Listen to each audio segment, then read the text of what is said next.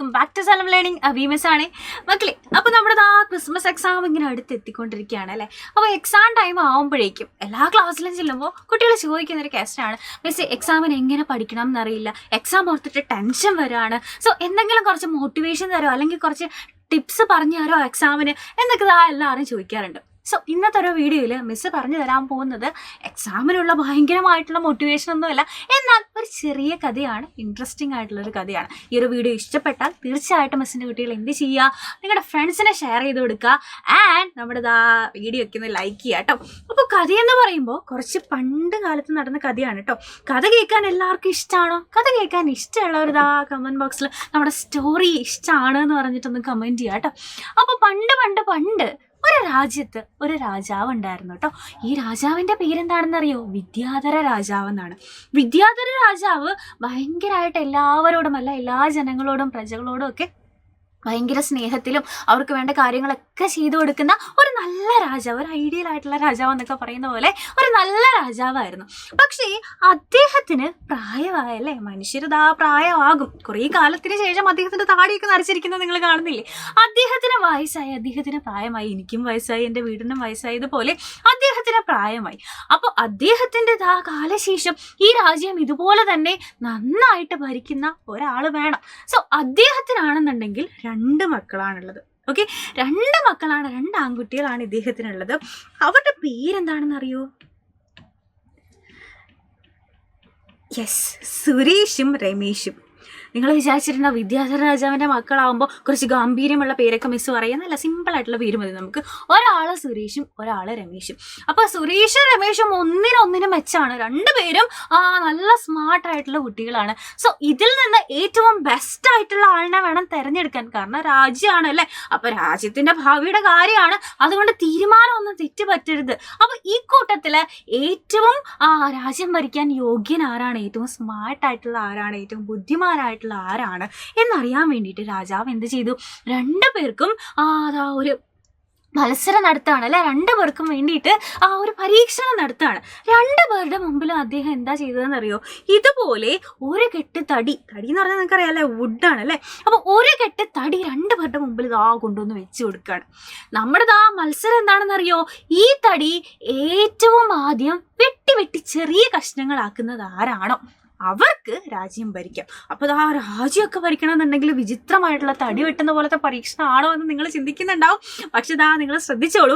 അപ്പോൾ നമ്മുടെ ഫസ്റ്റ് സുരേഷ് എന്ത് ചെയ്തു എന്നറിയോ? എല്ലാ തടിയും കൂടെ കെട്ടഴിച്ചിട്ട് ഇങ്ങനെ വെട്ടാൻ തുടങ്ങി. കണ്ടോ, സുരേഷ് എല്ലാം കൂടെ ഒന്നിച്ച് വെച്ചിട്ട് കൊടാലിയൊക്കെ വീശി ഇങ്ങനെ വെട്ടുകയാണ്, ഇങ്ങനെ വെട്ടി വരുവാണ്. ഓക്കെ, പക്ഷെ നമ്മുടെ രമേശ് എന്താ ചെയ്തതെന്നറിയോ? രമേശ് ഓരോ തടിയും കെട്ടഴിച്ച് മാറ്റിയിട്ട് ഓരോന്നായിട്ട് വെട്ടാൻ തുടങ്ങി. സുരേഷ് ആണെങ്കിൽ ഒന്നിച്ചെല്ലാം കൂടെ വെട്ടാൻ തുടങ്ങി.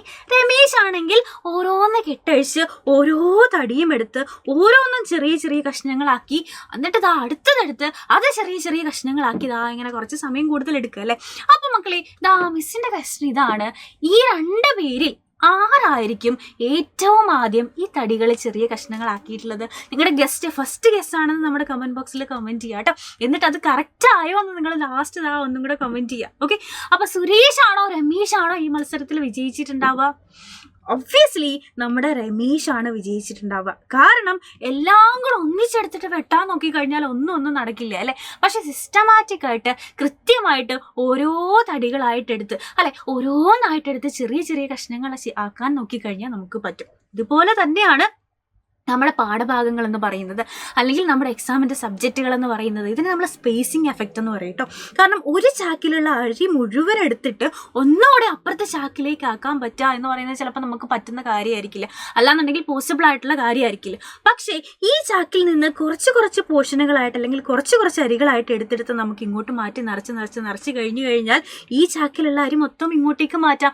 അതുപോലെ തന്നെയാണ് പഠിക്കുന്ന കാര്യം അല്ലെ. എല്ലാ ചാപ്റ്റേഴ്സും എക്സാമിൻ്റെ തലേന്ന് അല്ലെ എക്സാം എക്സാമിന് ഒരാഴ്ച മുമ്പ് എല്ലാ വിഷയങ്ങളും ഇരുന്ന് പഠിക്കാൻ നോക്കിക്കഴിഞ്ഞാൽ നമ്മളെ കൊണ്ട് സാധിക്കില്ല. നമ്മളെ കൊണ്ടൊന്നല്ല, ആർക്കും സാധിക്കില്ല. നമ്മൾ റോബോട്ടൊന്നും അല്ലല്ലോ, മനുഷ്യന്മാരല്ലേ.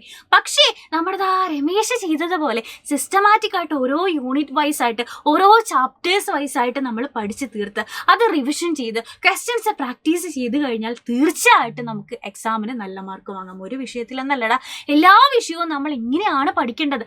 എക്സാമിൻ്റെ തലേന്ന് വന്ന് പഠിക്കാണ്ട് എല്ലാ വിഷയങ്ങളും നമ്മൾ എന്ത് ചെയ്യുക, പ്രോപ്പറായിട്ട് പഠിച്ച് തീർക്കുക, റിവിഷൻ ചെയ്ത് തീർക്കുക, ക്വസ്റ്റ്യൻസ് പ്രാക്ടീസ് ചെയ്യുക. പ്രാക്ടീസ് മേക്സ് വൺ പെർഫെക്റ്റ് എന്നാണല്ലോ. നമ്മൾ പ്രാക്ടീസ് ചെയ്ത് കഴിഞ്ഞാൽ, അല്ലെ പഠിച്ച് പിന്നെയും റിവൈസ് ചെയ്ത് കഴിഞ്ഞാലാണ് നമുക്ക് എക്സാമിനെന്നല്ല എല്ലാ കാര്യത്തിലും നമുക്ക് സക്സസ് ആവാൻ പറ്റും. സോ ഈ ഒരു കഥ കേട്ടതോട് കൂടിയിട്ട് നിങ്ങൾക്ക് ഇതിൽ നിന്ന് നമുക്കിതാ എക്സാമിൻ്റെ തലേന്ന് പഠിച്ചാൽ പോരാ, മുമ്പേ പഠിക്കണം. അല്ലെങ്കിൽ കൃത്യമായിട്ട് ചാപ്റ്റേഴ്സ് പഠിക്കുകയും റിവിഷൻ ചെയ്യുകയും ക്വസ്റ്റ്യൻസ് പ്രാക്ടീസ് ചെയ്യുകയും ചെയ്യണം എന്ന് നിങ്ങൾക്ക് മനസ്സിലായിട്ടുണ്ടാവുമെന്ന് വിശ്വസിക്കുന്നു. സോ ഇതിന് നിങ്ങൾക്ക് ഹെൽപ്പ് വേണമെന്നുണ്ടെങ്കിൽ നിങ്ങളെ ഹെൽപ്പ് ചെയ്യാനായിട്ട് നമ്മുടെ സൈലത്തിൻ്റെ ബാച്ചുകൾ ഉണ്ട് കേട്ടോ.